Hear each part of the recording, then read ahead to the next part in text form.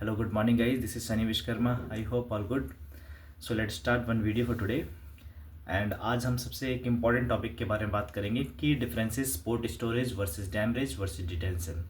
This is a very very critical topic and it is very impactful. So मैं आप लोगों से यही बोलना चाहूँगा, प्लीज़ इस टॉपिक को अच्छे से पढ़ें, अच्छे से रीड करें. Each and every content, each and every slide will give you the impactful and save costing in your business and ongoing task and everything. So मेरे कहने का मतलब है कि ये जो डिफरेंसेस होते हैं पोर्ट स्टोरेज और damage detention, who is in experience, who is not experience, बहुत लोगों को इस टर्म्स में कन्फ्यूजन होती है and it is a hot topic. So अब मैं आपको इसके बारे में कुछ ब्रीफ एक्सप्लेनेशन करूँगा जिससे कि आप इसको बहुत अच्छे तरीके से समझ सकते हैं. एंड यू कैन, जब भी आपके पास कोई डॉक्यूमेंट आता है डैमेज डिटेंशंस, तो उसको कैसे अवॉइड करना है and how to check it, और उसको आगे कैसे बढ़ाना है, आपको वो चेक करने की ज़रूरत है, समझने की इसको ज़रूरत है. तो it is important to understand well. So will discuss today about the understanding essential shipping and logistic terms clearly. So let us go in the next slide. Understanding key charges in international trade logistics. Guys, in first screen you can see port storage charges. अब port storage charges क्या होता है? I will explain you. Some definition is here. Definition of port storage charges. Charges are fee for storing container beyond the free period at port terminal and increase logistic cost. ये एक port की fees होती है. Suppose आपने नावा शेवा से container ship किया एंट्रप में कंटेनर आपका पहुंच गया. वहाँ पर कंटेनर जहाँ पहुँचा तो एंट्रप जो बेल्जियम अथॉरिटी है, एंट्रप की जो पोर्ट अथॉरिटी है, वो बोलता है कि मैं आपका जब कंटेनर आया मैं आपको will allow for 3 to 5 days as per port authority. 5 days में आपको अलाउ करता हूँ, आप कंटेनर यहाँ से उठा ले. Otherwise if container stay at the port तो मैं आपसे चार्जेस लूँगा और मेरे चार्जेस जो फीस होते हैं वो डिक्लेयर होते हैं as per the shipping line.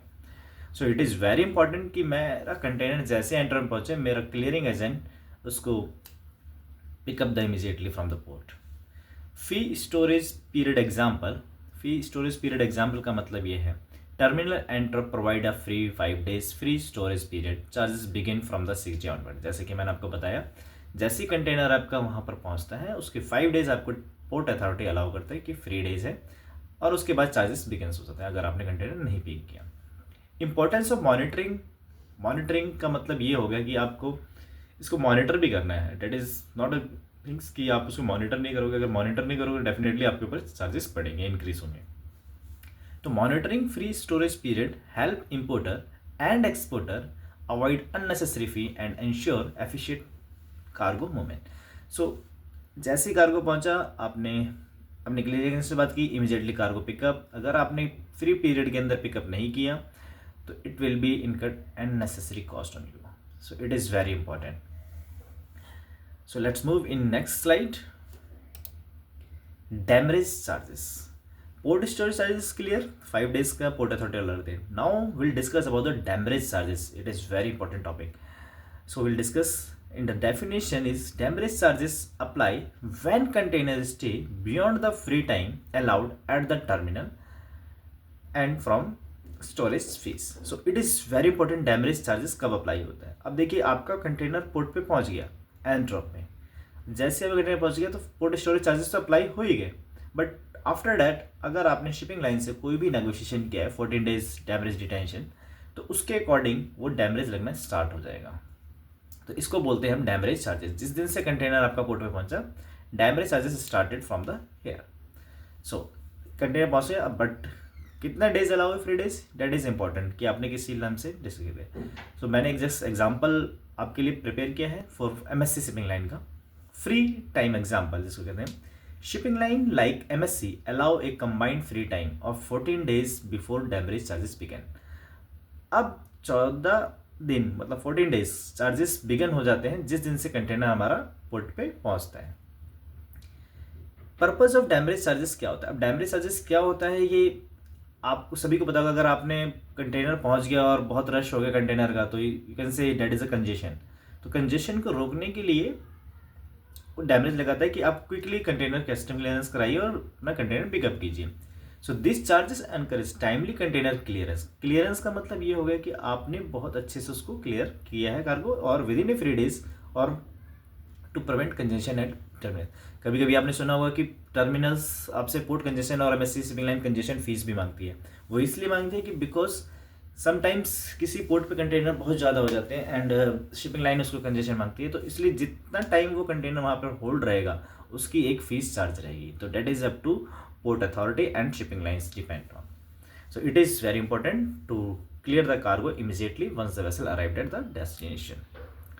Cost management importance, what that means, logistic professional must understand damage terms to manage cost effectively. अब जैसे कि मैंने आपको बोला था, जो प्रोफेशनल भी होते हैं they are also not clear, जो इतने टाइम से जॉब भी कर रहे हैं, प्रोफेशनल लेवल पे भी हैं, but they don't understand about the damage detention and storage cost. So इसीलिए मैं समझाना चाहता हूँ कि ईच एंड एवरी टॉपिक जो आपको प्रैक्टिकल नॉलेज देगा इस चैनल से आपको बहुत अच्छे से क्लियर होगा सारा कुछ। तो इसलिए मैं आपको बता रहा हूँ कि डैमेज कब लगता है, पोर्ट स्टोरेज कब लगता है एंड डिटेंशन कब स्टार्ट होता है।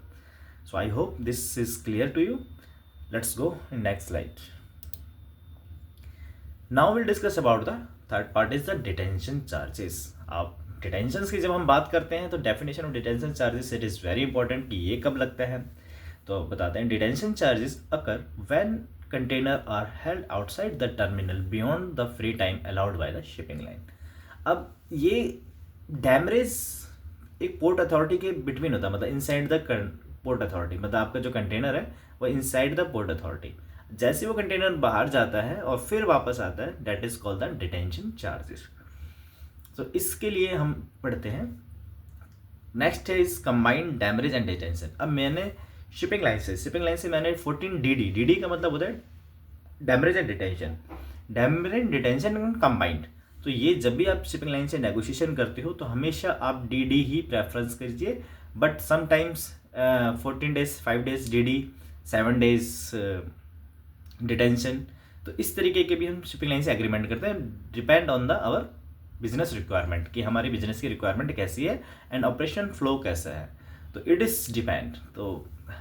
तो ये चीज़ें जो प्रैक्टिकली वे में जब आप जाती हैं तो मेरे हिसाब से as per my experience you should negotiate 14 D and sometimes as I say कि आप अपने बिजनेस की रिक्वायरमेंट, आपका कंटेनर कहाँ जाना है, कहाँ से वापस आना है, what is the distance between place of delivery and pickup and empty, तो वो चीज़ें आपको थोड़ा सा एनालिसिस करके चेक करना पड़ेगा। बट अगर आपको ये चीज़ें पता नहीं हो तो आप मेरे को व्हाट्सएप पे पूछ सकते हैं कि सर हमारा ये यहाँ पर कंटेनर है, यहाँ से पोर्ट आना है, तो मुझे किस तरीके से शिपिंग लाइन से एग्रीमेंट करना है। तो I will clear you to you किस तरीके से नेगोशिएशन स्किल्स को इम्प्रूव करना है।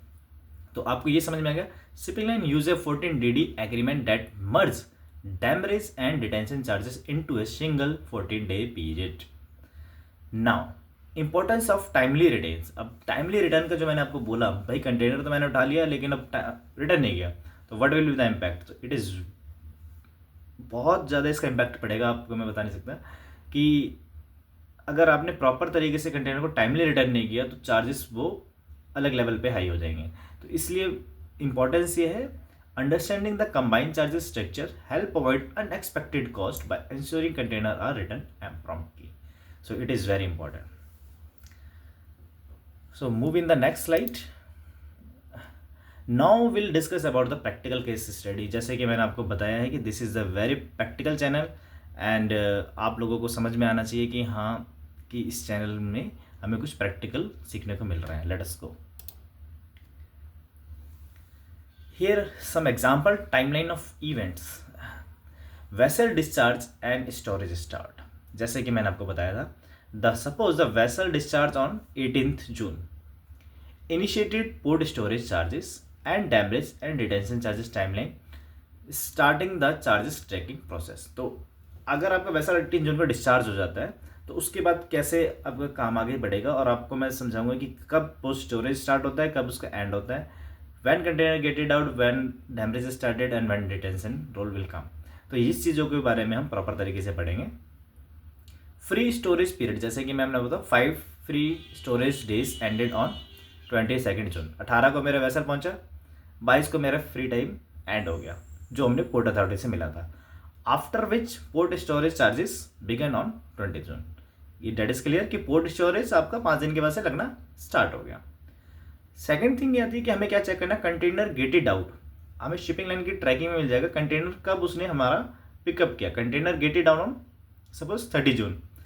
और स्टॉपिंग पोर्ट स्टोरेज चार्जेस, जिस दिन उसने कंटेनर पिक किया 30 जून से पोर्ट से, उसके बाद आपका पोर्ट स्टोरेज फिनिश स्टॉप हो गया and start the demurrage charges period. अब वहाँ से डैमरेज चार्जेस आपका स्टार्ट होना स्टार्ट हो गया। तो जैसा कि मैंने आपको बताया था कि demurrage charges free period after 14 days free detention period ended on 1 July. Just for the example कि जिस दिन से वो एंड हुआ उसके बाद से मेरा चार्जेस स्टार्ट हो गए। चार्जेस स्टार्टेड ऑन 2 जुलाई। 1 जुलाई को हमने कंटेनर 5 जुलाई को हमने कंटेनर रिटर्न किया। डिटेंशन और डैमरेज का मेरा 14 दिन का टाइम था। 18 से 14 आप काउंट कर लीजिए, 1 जुलाई पर आएंगे और वहाँ से मेरा डैमरेज स्टार्ट हो गया 2 जुलाई अंटिल कंटेनर रिटर्न। जब तक मैंने कंटेनर रिटर्न किया 5 जुलाई को मैंने कंटेनर रिटर्न किया तो वहाँ से मेरे को 5 डेज का डैमरेज देना पड़ा। डैमरेज इसको कॉल कर देंगे detention because it is the same bucket. So इसलिए आपको ये समझना बहुत जरूरी है कि मेरा डैमरेज कब स्टार्ट हो रहा है, डिटेंशन कब स्टार्ट हो रहा था, स्टोरेज पीरियड कब स्टार्ट हो रहा था। अब आपने ये देखा होगा कि 22 जून तक तो फ्री डेज था, बट हमारा डैमरेज डिटेंशन जो हमने 14 दिन को नेगोशिएट किया था D&D with the shipping line, वो started from the 18 June 18 to 14 1 जुलाई and demurrage will started. So I hope this event is clear. अगर किसी को क्लियर ना हो तो प्लीज़ व्हाट्सअप प्लीज़ पिंग कीजिए मुझे यूट्यूब पे या कमेंट डालिए और मुझे व्हाट्सअप पे आप हाई कर सकते हैं। मैं आपको फिर उसको प्रॉपर एक्सप्लेनेशन के साथ समझाऊंगा कि कहीं भी आपको कोई डाउट है, कहीं भी कुछ पूछना हो। But I think it is very clear picture और आपको क्लियर हो गया होगा कब स्टार्ट होता है पोर्ट स्टोरेज, कब स्टार्ट होता है डैमरेज। कितनों को पता ही नहीं होता इसके बारे में और उनका फिर बहुत ज़्यादा ही इम्पैक्ट पड़ता है और जब उनकी कॉस्टिंग और बजटिंग पूरा हिल जाता है। तो इसलिए ये चीज़ों को आपको बहुत ध्यान में रखना है। Next, just for you prepare for you visual example of charges. जैसे कि मैं बताता हूँ, जैसे चार्जेस टाइप क्या होता है, port storage, demurrage, detention. Responsible parties कौन होती है इसके लिए, पोर्ट टर्मिनल पोर्ट स्टोरेज के लिए, shipping line that is example MSC and detention is also MSC। Location on the queue कि कहाँ पर पोर्ट स्टोरेज लगता है, inside terminal demurrage, detention outside terminal. Free time जो पोर्ट देती है हमारे को 5 डेज एंट्रम। 14 DD हमने कंबाइन डिस्कस किया है, डिटेंशन ऑल्सो कंबाइन किया है। When charges alive after 5 days at port, after 14 days if container not moved, after 14 days if container not return. तो ये कंसेप्ट है जो आपको समझना जरूरी है। अगर नहीं समझ में आए फिर भी इस पिक्चर से, then I will explain you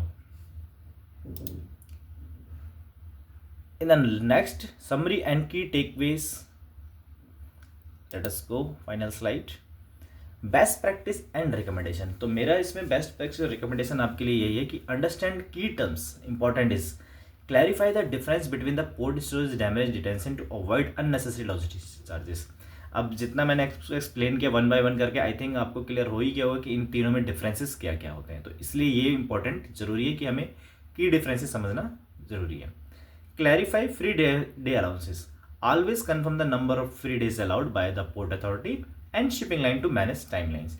तो जैसे ही आप कोई भी कंटेनर बुकिंग कराते हैं, बुकिंग कॉपी आती है, तो इंश्योर करें कि मुझे फ्री डेज कितने मिले हैं, पोर्ट से कितना अलाउ है, शिपिंग लाइन ने मुझे क्या टाइमलाइंस दिए, उसके अकॉर्डिंगली आप अपनी शिपमेंट को मैनेज कीजिए।